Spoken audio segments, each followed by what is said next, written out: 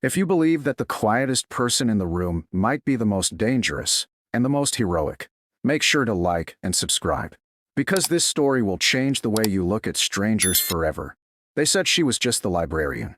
The kind of woman who knew everyone's favorite author, who remembered the names of your kids, who always had a cardigan on no matter the season. That's what the parents told their children when they brought them in for story time.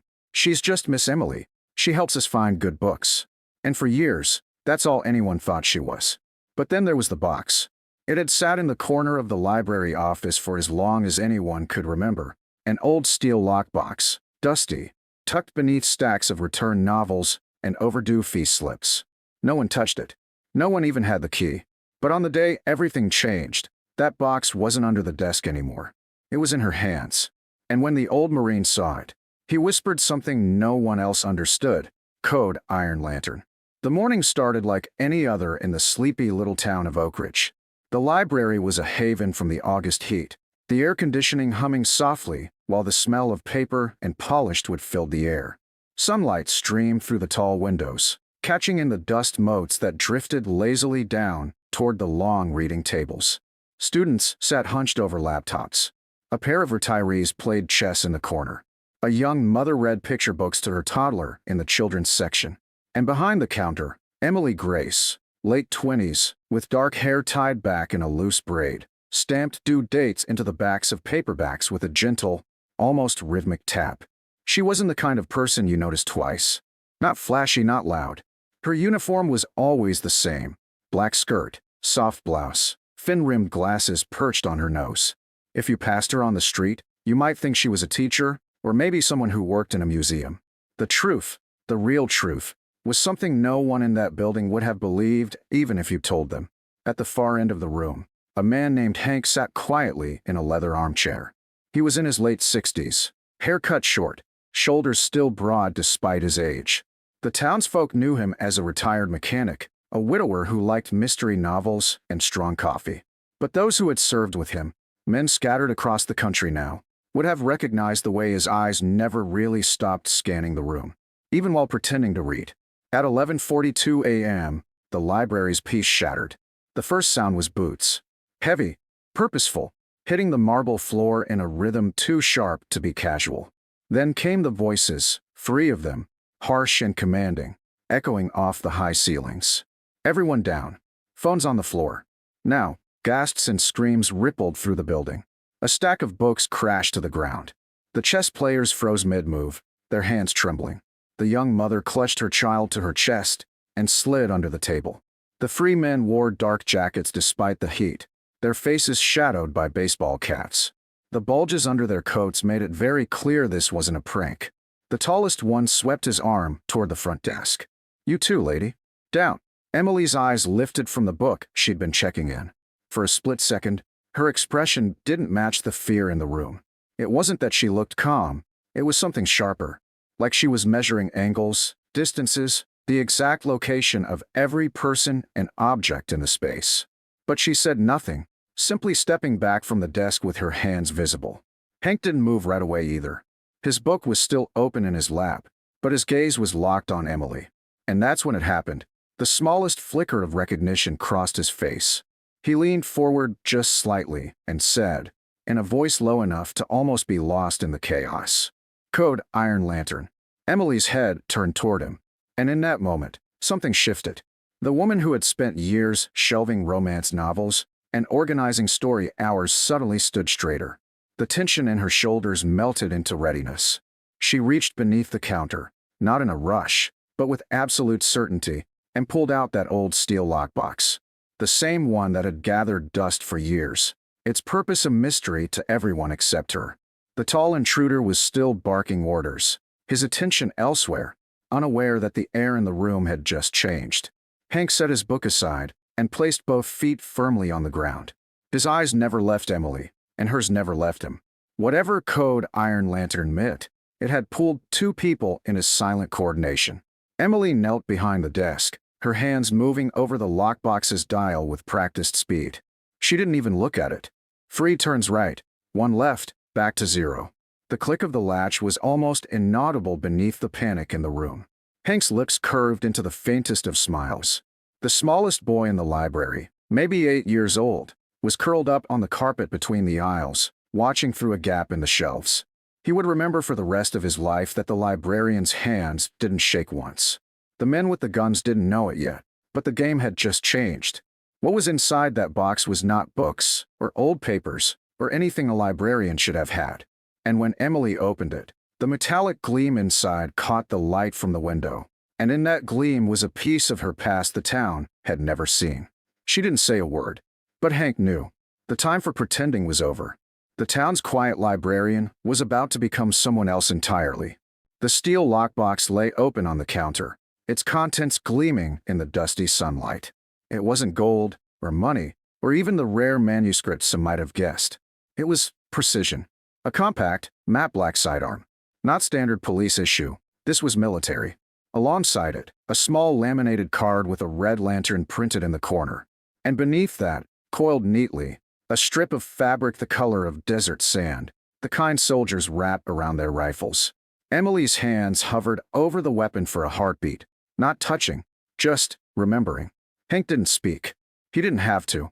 The tall gunman was still yelling at the chess players, waving his weapon, his voice cracking from the adrenaline.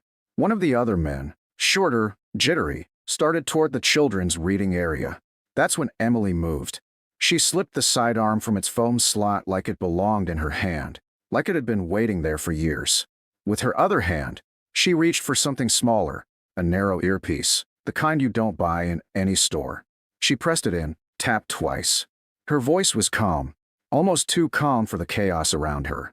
Lantern 1 active. Free targets. Civilian hostages. Containment priority. No one in the library knew who she was talking to. No one except Hank, whose posture had shifted from a slouch for Tyree to something far more alert. The man heading for the kids froze when Emily stepped out from behind the counter, the gun low but steady. Her tone cut through the air like glass. Stop. Now. For a second, the intruder hesitated, confused by the sight of a woman in glasses and a cardigan holding a weapon like a professional. That second was all she needed. She moved fast, not the frantic rush of someone panicking, but the clean, surgical efficiency of someone trained to end threats before they escalate. A step forward, a pivot, the gun angled up just enough to draw the man's aim away from the children. Hank rose from his chair. No weapon, no armor, but there was something in his stance that made the tallest gunman take half a step back without realizing it. Hank's voice, low and gravelly, carried across the room. Listen to her, or you won't be walking out. The shortest intruder started to raise his gun. Emily's reaction was immediate. One precise shot into the marble, just inches from his hand. The crack echoed like a thunderclap. He dropped the weapon without thinking. The third man, the one who'd been barking orders, swung toward her in fury, but Hank moved then, faster than anyone expected from a man his age. He slammed into the gunman's side, knocking him off balance. The weapon clattered to the floor. In less than 10 seconds, the dynamic had reversed completely. Emily had the first man disarmed and zip-tied with a belt from a panicked college student. Hank was standing over the second gunman, breathing hard but steady. The third, still stunned from the sudden change, found himself face down on the cold marble with Emily's knee between his shoulder blades. The library was silent except for the sound of people breathing, quick, uneven breaths from those who had just witnessed something impossible. One little girl, peeking from under a table, whispered to her mother, "She's not just the librarian." Hank met Emily's eyes. Didn't think I'd hear that call again. Emily's mouth curved, but it wasn't a smile. Neither did I. And for the first time, the people of Oak Ridge began to understand that Code Iron Lantern wasn't just a phrase. It was a signal, one that meant an old chapter in someone's life was suddenly wide open again, and danger had just met its match. By the time the first police sirens reached the edge of Oak Ridge, it was already over. The three intruders sat on the marble floor, wrists bound with belts and electrical cords scavenged from library lamps. Their guns, 3 of them, were stacked neatly on the counter beside the open steel lockbox. Emily stood by the window, her weapon safely holstered but still within reach. She wasn't breathing hard. She wasn't shaking. She looked exactly the way she had 15 minutes before. Calm, composed, the picture of quiet control. The first officer through the door nearly tripped over one of the bound men. What the hell? He stopped when he saw her. Who are you? Emily didn't answer. Hank did. She's the reason you don't have to call the coroner. The younger officer frowned, glancing between them. I've never seen you before. Hank chuckled, a short, dry sound. You're not supposed to. The SWAT team poured in behind him, scanning the room, confirming the threat was neutralized. One of them froze when he caught sight of the laminated Red Lantern card on the counter. His eyes widened slightly. He gave Emily a subtle nod, the kind you give someone whose reputation you already know. In the corner, a little boy, the one who'd watched from between the shelves, clutched a worn library book to his chest. He took a hesitant step toward her. Are you a spy? Emily crouched, so she was eye level with him.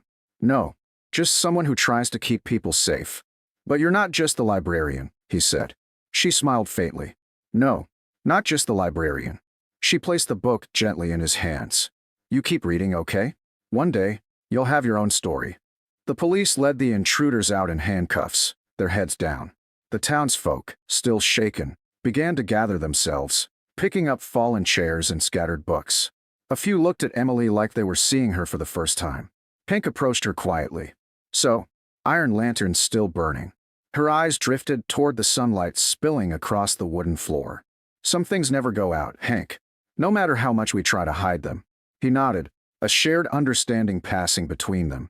A history neither would explain to anyone else. And just like that, Emily began reshelving the books, her hands moving in the same quiet rhythm as before. Some heroes don't wear uniforms. They don't stand on stages or give speeches. They wait in the shadows, living quiet lives, until the moment the world needs them again. And when that moment comes, you find out the librarian was never just a librarian.